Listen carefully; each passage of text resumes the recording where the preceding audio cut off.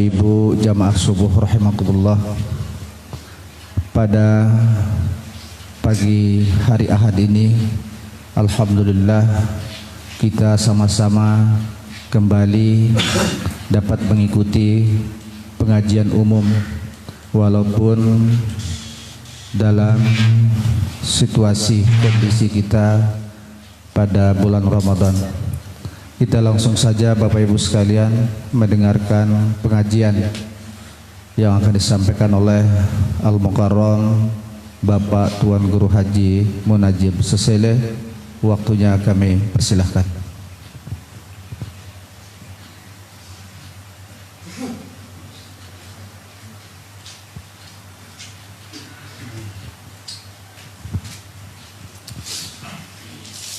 Assalamualaikum warahmatullahi ta'ala wabarakatuh.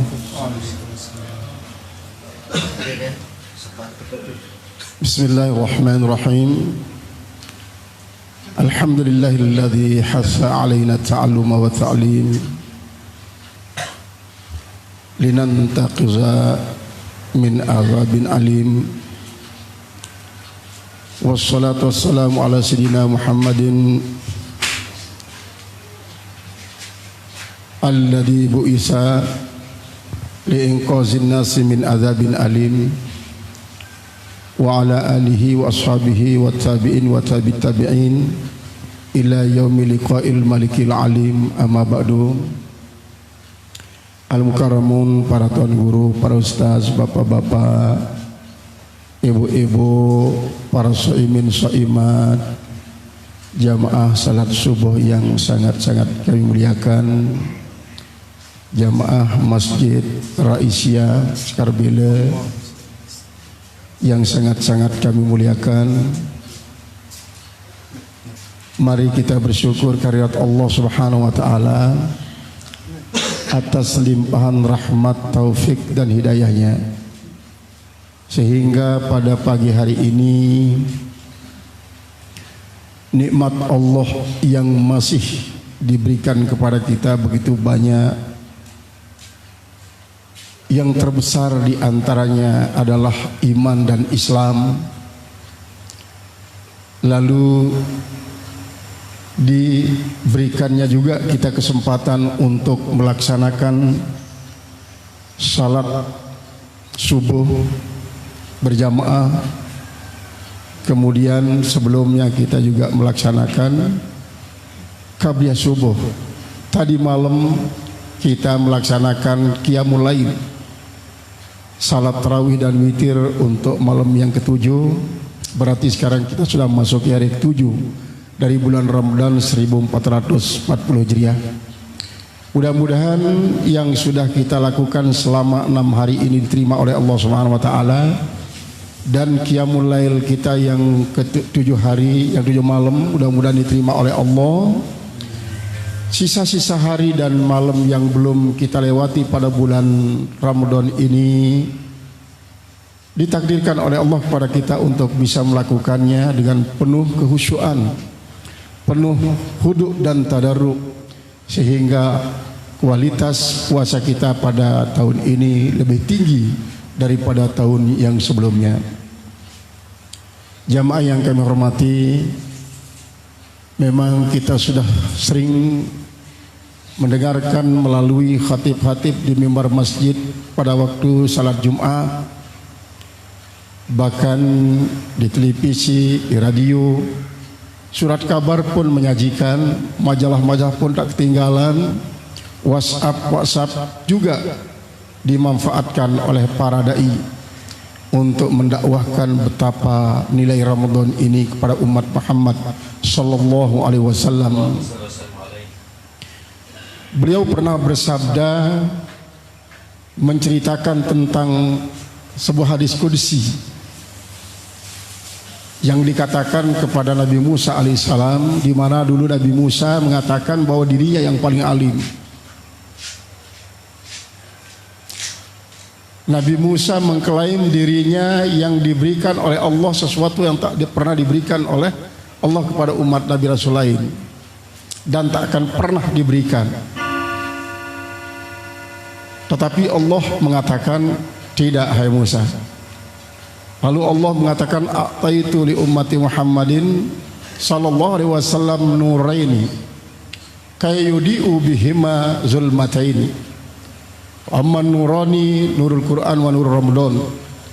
Wa amma zulmatani zulmatul qabri wa zulmatul yaumil qiyamah.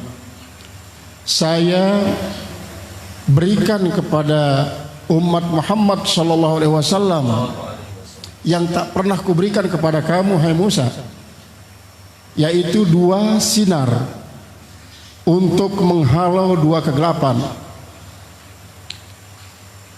Sinar yang pertama adalah sinar Al-Quran. Sinar yang kedua adalah sinar Ramadan. Untuk menghalau 2 macam kegelapan, kegelapan kubur dan kegelapan hari kiamat. Hadis ini sudah sering kita dengarkan, baik di kuburan-kuburan pada waktu takziah para al-mukarramun tuan guru kita yang kebetulan pada bulan Ramadan. Maka inilah merupakan salah satu daripada sekian banyak keistimewaan yang diberikan oleh Allah kepada kita umat Nabi Muhammad SAW. Makanya kita wajib berbangga dipilih menjadi umat beliau. Kita wajib berbangga karena tidak sembarangan orang bisa dipilih. Walaupun kita bujuk rayu mereka dan memberikan pesawat 7 unit pesawat misalnya, kalau memang tidak diberikan petunjuk oleh Allah Subhanahu wa taala, mereka tidak akan mau menganut agama ini.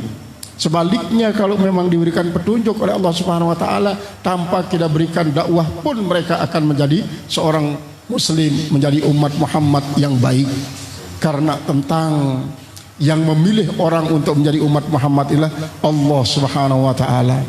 Maka kita bersyukur dari buyut kita, kakek nenek kita, ayah dan ibu kita, dan mudah-mudahan anak cucu kita sampai hari kiamat akan mampu mengamalkan firman Allah, ya ayyuhalladzina amanu taqullaha wa la ittaqullaha haqqa tuqatih wa la tamutunna illa wa antum muslimun. Hai orang yang beriman, maka takutlah kepada Allah dengan takut yang sesungguhnya. Jangan kalian mati kecuali kalau kalian menganut agama Islam. Ini firman Allah ini, setiap ada nikah dibaca, pasti dibaca, karena itu yang dibaca oleh Rasulullah pada waktu beliau membacakan khutbah buat anaknya Siti Fatimah yang dinikahkan bersama Ali bin Abi Thalib. Di saat para sahabat-sahabat lain juga itu dibacakan. Ada 4 ayat. Pertama ayat ini, ittaqullaha haqqa tuqatih. Kedua, ya ayyuhan nas taqu rabbakumul ladzi khalaqakum min nafsin wahidah. Kemudian yang ketiga adalah ya ayyuhalladzina amanu taqullaha wa qulu qawlan sadida, yang diawali dengan wala taqrabuz zina innahu kana fahisyatan wa sa'a sabila. Ayat ini terus dibaca. Kenapa? Karena beliau itu memang sangat-sangat khawatir. Kalau beliau masih hidup dulu, mungkin bisa dia mempertahankan umat ini kalau dirongrong kewibawaannya oleh orang lain yang akan menggeret umatnya, sahabatnya keluar dari Islam. Tetapi ketika beliau tidak ada seperti saat kita sekarang ini, sudah tidak ada lagi Rasulullah SAW, ulama yang kita harapkan untuk memberikan arahan kepada kita supaya wala tamutunna illa wa antum muslimun. Setelah kita ditakdirkan sebagai orang beriman, sebagai seorang Islam, kita juga ditakdirkan mampu untuk melakukan amalan-amalan Islam seberat apapun. Misalnya, memang kalau di dalam Al-Quran kan dikatakan bahwa sholat itu innaha lakabiratun illa alal khasyiin. Sholat itu berat kecuali atas orang yang khusyuk. Nah, kalau kita coba bandingkan, bertanya kepada diri kita, mana lebih berat sholat daripada puasa? Kira-kira bagaimana? Lebih berat sholat daripada puasa? Ya, Allah mengatakan lebih berat sholat. Puasa ada beratnya juga, berat menahan diri daripada apa yang kita senangi. Senang makan, senang minum, senang bersuami istri, tapi kita mampu melakukannya.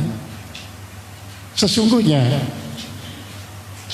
seberat apapun kewajiban kita dalam Islam kita lakukan ditakdirkan oleh Allah Subhanahu wa taala, itu merupakan satu anugerah, nikmat yang sangat besar nilainya di sisi Allah Subhanahu wa taala. Bapak Ibu jamaah yang kami hormati, tentang puasa, firman Allah pada ayat 183 surat Al-Baqarah, ya ayyuhalladzina amanu kutiba alaikumus syamu kama kutiba alal ladzina min qablikum la'allakum tattaqun. Wahai orang-orang yang beriman, diwajibkan atas kalian untuk melakukan puasa sebagaimana diwajibkan umat-umat sebelum kalian agar kalian takwa. Para ulama termasuk Imam Fakhrul Razi dalam tafsir Al-Kabirnya dalam mengupas ayat ini, pertama beliau mengatakan bahwa yang dimaksudkan kutiba alaikumus syam di sini tuh bukan puasa Ramadan saja, tapi puasa-puasa sebelum diturunkannya kewajiban puasa Ramadan. Baru ditegaskan menjadi puasa Ramadan ketika turun ayat berikutnya, syahrul Ramadan alladzi unzila fihil Qur'an hudal linnas wa bayyinatin minal huda wal furqan.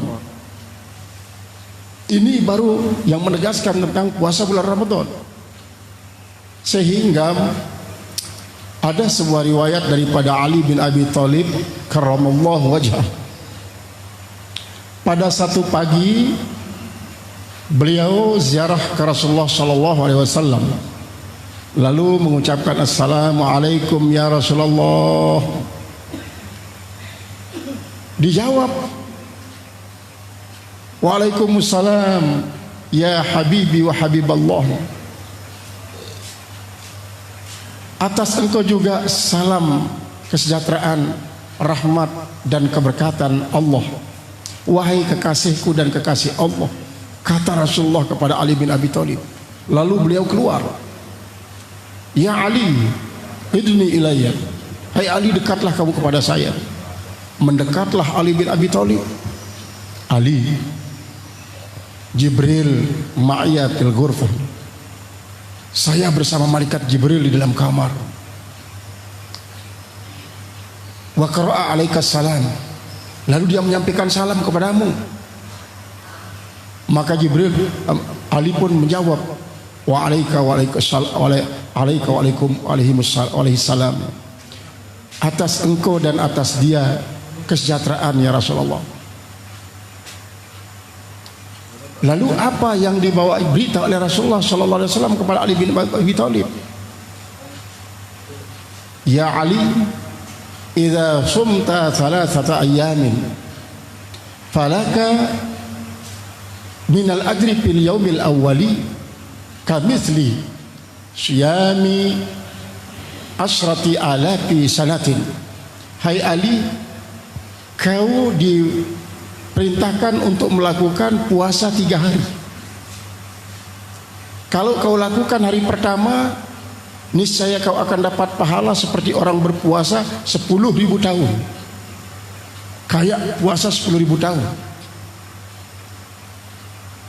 Iza sumta yaumal tsani falaka minal ajri kasyami 30 alfa sanatin. Kalau kau lakukan puasa hari kedua, maka kau akan diberikan pahala bagikan orang puasa 30.000 tahun.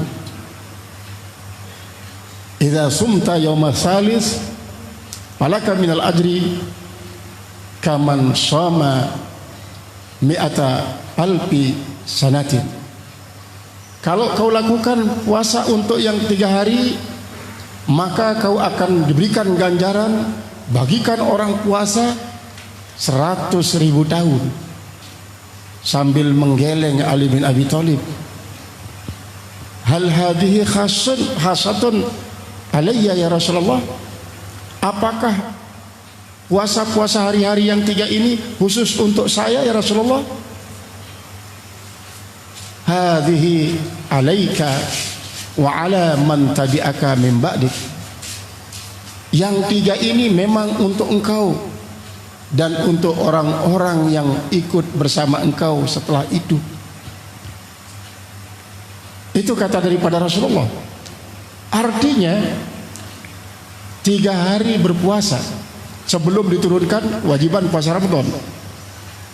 Lalu Ali bin Abi Thalib bertanya, "Matilkal ayyam ya Rasulullah?" Hari apa itu Rasulullah? Tilkal ayyamu ayyamul bidah. Hari-hari itulah yang dinamakan hari putih. Makanya kan ada 15 macam Bapak Ibu jamaah. Kita disunatkan 15 macam puasa. Yaitu salah satunya adalah asyamu ayyamil bidah. Ialah berpuasa pada hari-hari putih.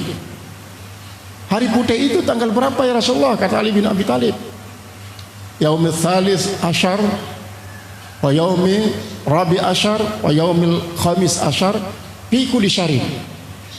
Tanggal 13, tanggal 14, tanggal 15 setiap bulan. Ini ayyamul bid, hari putih, yang dikatakan puasa putih, bukan puasa mutih. Berbeda kan puasa putih dan puasa mutih. Kalau puasa mutih itulah orang yang puasa untuk mentirakati sebuah ilmu. Lalu mereka itu berbuka hanya dengan nasi putih sekedarnya.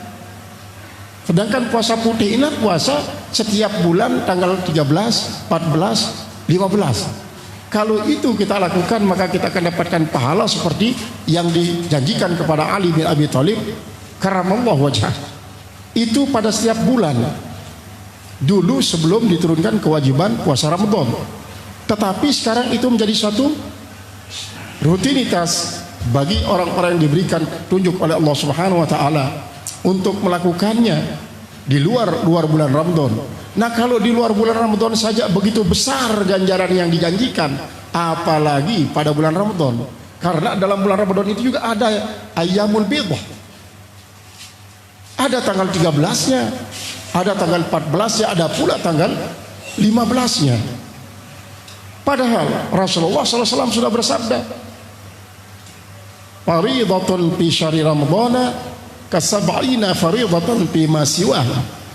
Satu kali kita melaksanakan kewajiban di bulan Ramadan sama dengan 70 kewajiban di luar bulan Ramadan.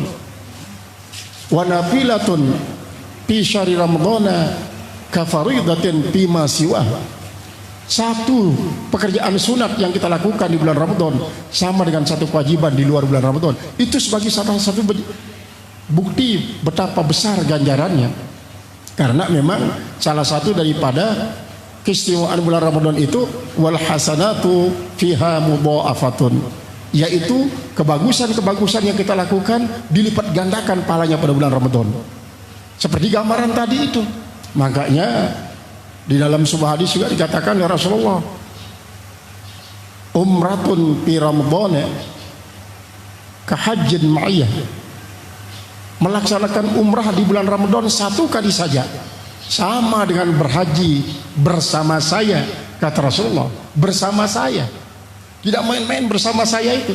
Pertama, Rasulullah mengerjakan haji satu kali saja dalam Islam, tahun ke-10 Hijrah, wukufnya pada hari Jumat.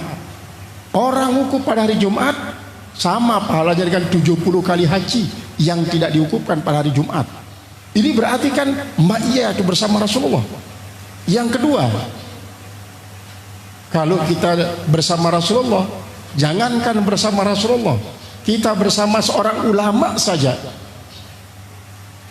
hanya dalam hitungan detik, apalagi hitungan jam, bagikan beribadah berumur-umur bulan, berumur-umur tahun, sampai tubuh kita remuk beribadah, kemudian semua diterima ibadah kita itu, maka nilai kebersamaan kita bersama ulama dalam hitungan detik, apalagi dalam hitungan jam, itu lebih besar daripada nilai ibadah-ibadah sunat yang kita lakukan sekian lama, apalagi bersama Rasulullah SAW.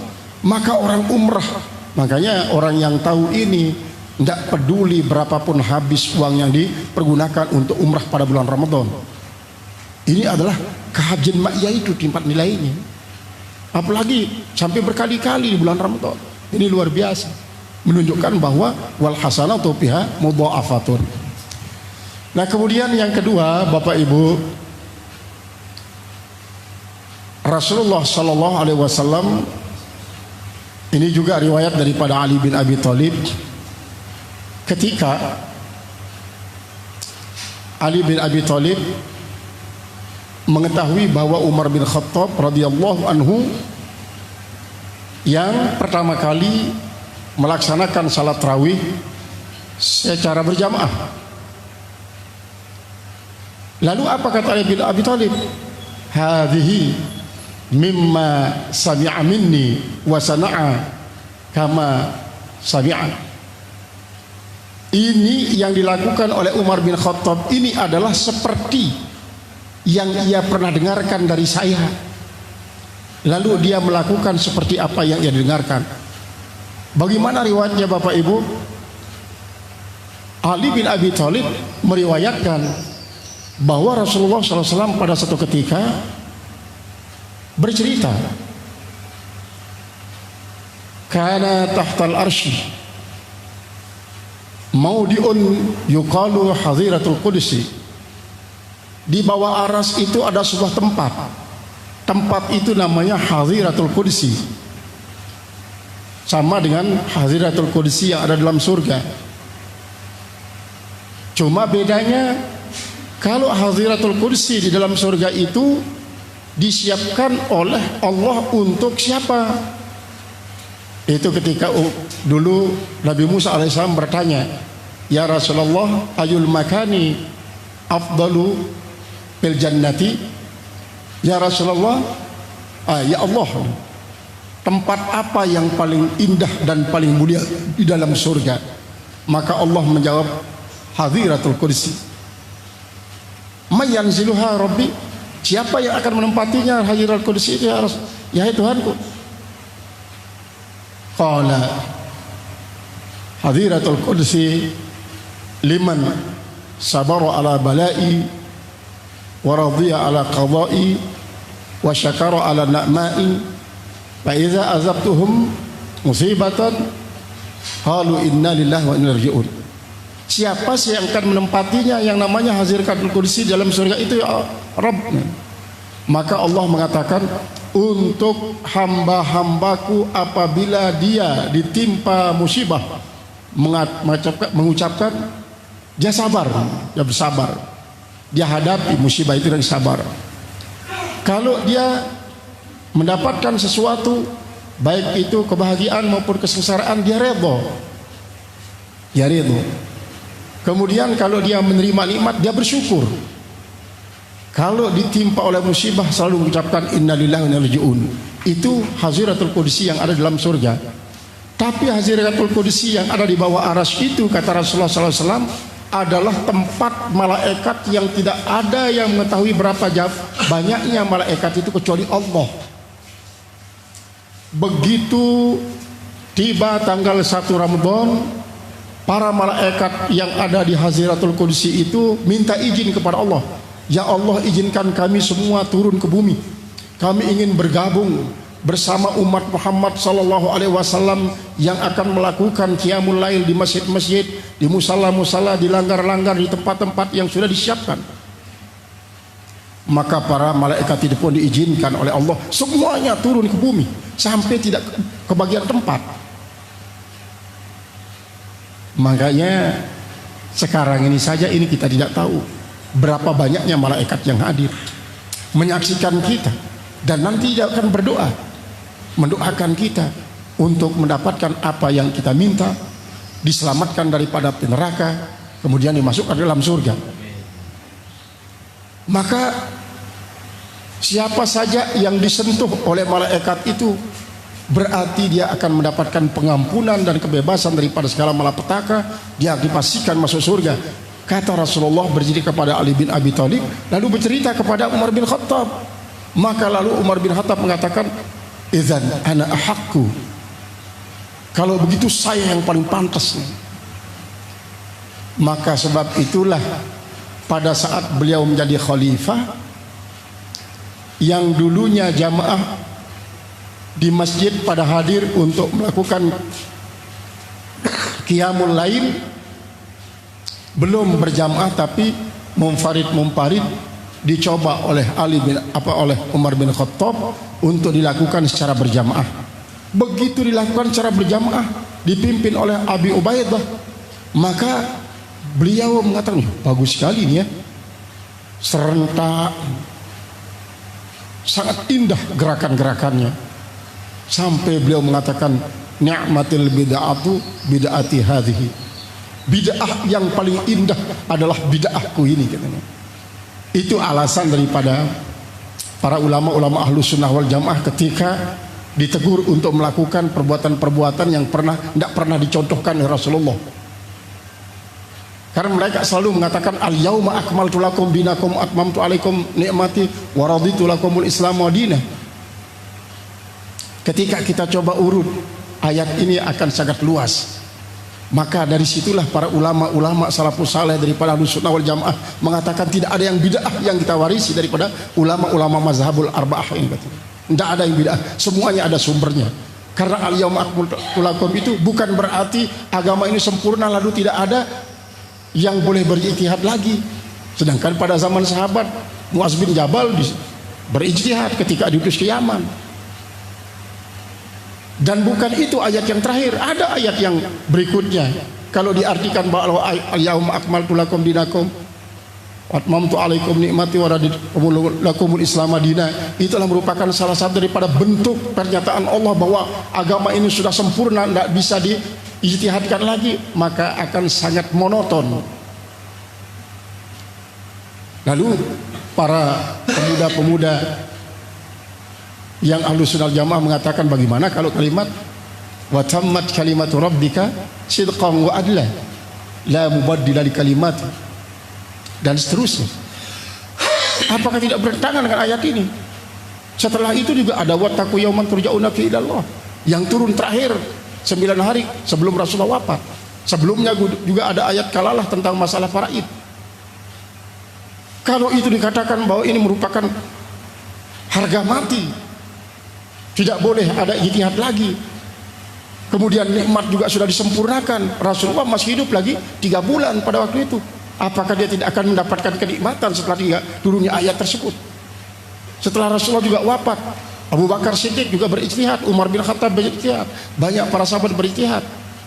Itu alasan yang dikatakan oleh para ulama Ahlus Sunnah wal Jamaah untuk tidak mengatakan bahwa ini sebagai alasan yang dipakai oleh orang-orang yang mengatakan sedikit-sedikit bid'ah, sedikit-sedikit syirik, sedikit bid'ah, sedikit syirik itu.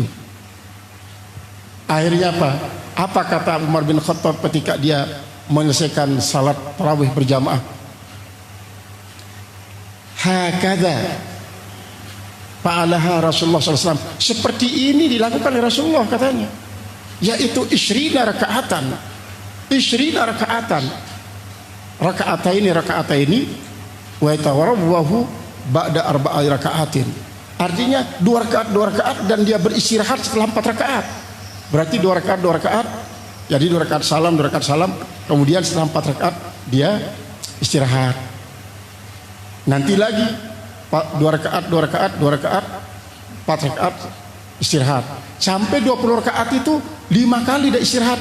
Hakadha fa'alaha Rasulullah. Begini dilakukan oleh Rasulullah, katanya. Kata Umar bin Khattab. Tetapi kan banyak orang-orang yang mengatakan ini salat tarawih yang 20 rakaat itu bid'ah. Dia hanya berdalil kepada riwayat yang disanadkan oleh Aisyah yang mengatakan Rasulullah tak pernah lebih daripada 11 rakaat dia sholat, baik Ramadan ataupun di bulan lainnya. Itu saja ini dijadikan sebagai alat, padahal riwayat-riwayat lain banyak, termasuk yang tadi itu. Hakadha fa'ala Rasulullah. Seperti ini yang dilakukan Rasulullah, berarti 20 rakaat juga. Bukan hanya 8 rakaat, 20 rakaat juga dengan 5 kali istirahat, karena 4 rakaat istirahat. Jadi rakaat ini sampai di dalam kitab itu, kitab Gunyah yang menjelaskannya, kitab daripada Syekh Abdul Qadir Jalani mengatakan sampai diterangkan lapas daripada niatnya, usalli rakaataini min sunani tarawih. Dia akan usalli juga seperti kita ini. Hakadha fa'alaha Rasulullah SAW. Maka ini adalah menunjukkan bahwa Ternyata 20 rakaat tarawih itu juga dilakukan oleh Rasulullah seperti yang ditegaskan oleh Umar bin Khattab itu. Lalu kenapa Aisyah menceritakan hanya 11, bukan di bulan Ramadan, bukan juga di bulan lain? Karena yang 11 itulah yang sering dilihat oleh siapa? Aisyah ketika dia berada di rumah. Rasulullah melaksanakan salat sunat di rumah. Bagaimana dengan di masjid? Kan tidak dilihat oleh Aisyah. Jadi para sahabat itu kadang-kadang berbeda, dia menyaksikan Rasulullah melakukan sholat. Kemudian yang ketiga, diriwayatkan bahwa kama kutiba 'alal ladzina min qablikum itu, yaitu tasbihnya di sini adalah tasbihul kitabah, yaitu serupa kewajibannya. Kadang-kadang pelaksanaannya berbeda. Coba kita ingat kembali kepada Nabi Yunus alaihissalam. Selama dia berada di perut ikan itu 44 hari dia berpuasa, tak pernah makan dan minum. Tak ada sebutir nasi pun yang dimakan, tak ada setes air pun yang diminum. Dia berada di perut ikan. Lalu apa yang dipergunakan untuk memperkuat dirinya selama berada dalam ikan itu? Allah mengilhamkan kepada beliau sebuah kalimat yang sangat-sangat ampuh. La ilaha illa anta subhanaka inni kuntu minaz zalimin. Ini terus yang diulang-ulangi oleh Nabi Yunus alaihissalam. Itu yang diulang-ulangi. La ilaha illa anta subhanaka inni kuntu minaz zalimin. Dulu pernah diriwayatkan oleh Rasulullah sallallahu alaihi wasallam bahwa inilah doa yang apapun kita minta, bila diawali dengan la ilaha illa anta subhanaka inni kuntu minaz zalimin, itu pasti diijabah oleh Allah Subhanahu wa taala. Didengarkan oleh Abdullah bin Abbas misal daripada beliau, sehingga pada satu ketika setelah itu Abdullah bin Abbas tidak ingat. Dia berpikir, apa itu kalimat yang kalau kita jadikan sebagai awal dalam doa kita pasti diijabah oleh Allah.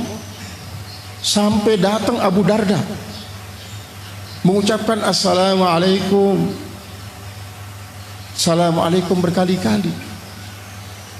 Tidak didengarkan oleh Abdullah bin Abbas. Akhirnya setelah dia berapa kali assalamualaikum, dia dekat saja kepada Abdullah bin Abbas. Kenapa tidak dijawab salam saya tadi? Kapan Bapak salam? Tadi. Kenapa tidak didengarkan? Saya berpikir tentang apa kalimat doa yang harus kita ucapkan supaya doa kita diijabah oleh Allah. Saya dikasih tahu oleh Rasul. Oh, soal itu saya ingat, kata Abu Darda. Apa itu coba tolong ingat. Akhirnya dikasih tahu oleh Abu Darda, la ilaha illa anta subhanaka inni kuntu minaz zalimin. Baru masyaallah, alhamdulillah, berarti saya ingat kembali katanya. Nah, ini zikir semacam ini akan menambah kekuatan bagi kita. Seandainya kalau kita tidak makan sampai 2 hari 3 hari, insya Allah tidak akan menjadikan kita berbahaya. Karena ini juga lah nanti pada akhir zaman, ketika kabut menyelimuti seluruh permukaan bumi, semua sistem elektronik akan hancur dan lumpuh. Tak ada lagi satelit-satelit yang berlantungan di atas angkasa untuk mengantarkan suara, mengantarkan warna, mengantarkan kata, mengantarkan itu dan ini. Tak ada lagi. Semua akan lumpuh. Semua nuklir tidak akan punya reaktor. Tidak akan punya reaktor. Semua HP, internet, sistem perbankan, pokoknya tidak ada yang berfungsi. Karena 40 hari diselimuti oleh kabut. Semua lumpuh, semua tanam-tanaman kering, hewan-hewan ternak pun mati, bahkan banyak manusia mati karena tidak dapat makan. Maka Rasulullah mengajarkan pada saat itu nanti yang jadi makanan kalian yang paling kuat adalah banyak berzikir, banyak-banyak berzikir, banyak-banyak bertasbih, banyak-banyak baca tahmid, takbir, tahlil, banyak-banyak baca Al-Quran. Pokoknya kalimatut thayyibah yang kalian ingatkan itu baca. Karena kalau tidak, kalian akan bisa memakan bangkai teman kalian karena kelaparan, karena tidak ada lagi stok makanan. Pada saat itu pula lah, karena banyak nuklir tetapi tak punya reaktor, maka nanti manusia akan berperang tanpa mempergunakan nuklir. Maka yang ada reaktor saja tanpa nuklir. Kalau tadi nuklir tanpa reaktor, yaitu senjata-senjata mesin buatan orang-orang barat itu tidak akan berfungsi. Tetapi yang akan berfungsi adalah senjata manual. Itu yang punya reaktor tapi tidak ada nuklirnya. Keris, tombak, pedang, kemudian panah akan berperang nanti. Kaum muslimin bersama orang-orang Yahudi, orang-orang non-muslim. Setelah kabut itu akan berperang. Maka yang akan dipergunakan berperang adalah senjata manual. Senjata yang diwarisi oleh generasi mendatang dari orang-orang yang sekarang ini. Tapi yang paling berharga adalah zikir ketika kita mengalami kelaparan itu.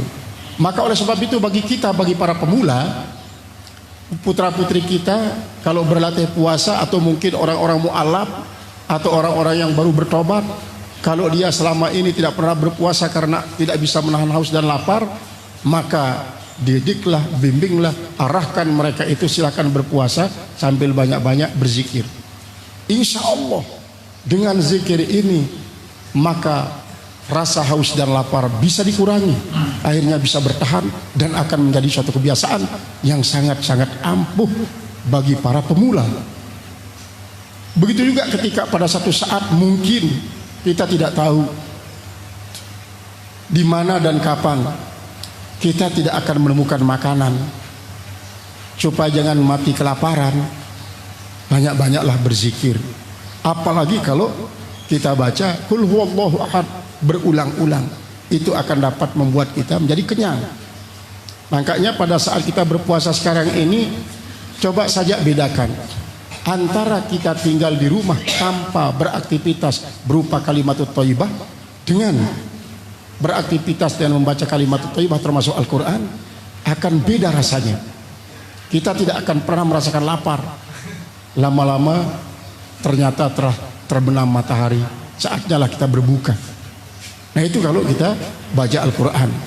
Nah Bapak Ibu jamaah yang sangat-sangat kami hormati, jadi ini adalah merupakan salah satu daripada yang kita dapatkan dari para ulama kita tentang bahwa ternyata puasa itu adalah tidak saja puasa Ramadan yang diwajibkan kepada umat Islam, juga ada puasa-puasa lain, puasa nazar kalau bagi yang bernazar, puasa yang merupakan fidyah daripada haji tamattu, haji kiron.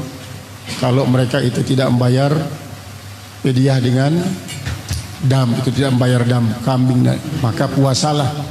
Kemudian itu juga ibu-ibu yang mengkadak puasanya karena tidak dapat menyempurnakannya pada bulan Ramadan dengan sebab haid dan nifas. Nah kemudian puasa-puasa yang sunat itu memang perlu kita lakukan semampu kita, karena memang begitu besar pahala yang dijanjikan oleh Allah Subhanahu wa taala, terutama sekali puasa yang dikatakan puasa putih tanggal 13, tanggal 14 dan tanggal 15. Para jamaah yang kami hormati, Bapak Ibu, ini yang bisa saya sampaikan dalam kesempatan ini. Mudah-mudahan ada manfaatnya bagi kita bersama, dan mari kita berdoa kehadirat Allah Subhanahu wa taala. A'udzubillahi minasyaitonirrajim. Bismillahirrahmanirrahim. Alhamdulillah rabbil alamin arrahmanir rahim wassalatu wassalamu asyrafil anbiya'i wal mursalin sayyidina wa habibina wa syafi'ina dzurrina qurrata a'yunina mustafa maulana Muhammad wa sayyidil anbiya'i wal mursalin alihi washabbihi ajmain. Allahumma ighfir lana dzunubana tub 'alaina wa lidiyina jami'il mu'minin wal mu'minat wal muslimin sunnatul ahya'i wal amwat. Allahumma taqabbal minna salatana wa siyamana wa qiyamana ruku'ana sujudana tasbihana ta'bidana takbirana tahlilana wa tammim taksirana wa jami'a ibadatina. Rabbana atina fid dunya hasanah fil akhirati hasanah wa qina adzabannar. Walikas subhana rabbika rabbil izzati amma yasifun wa salamun alal mursalin alhamdulillahi rabbil alamin. Al-Fatihah.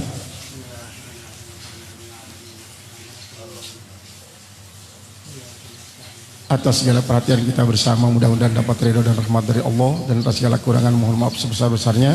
Wassalamualaikum warahmatullahi wabarakatuh. Hadirin, demikian tadi telah kita ikuti bersama pengajian umum yang telah disampaikan oleh Al-Mukarram Bapak Tuan Guru Haji Manajib. Demikianlah, billahi taufiq wal hidayah. Assalamualaikum warahmatullahi wabarakatuh.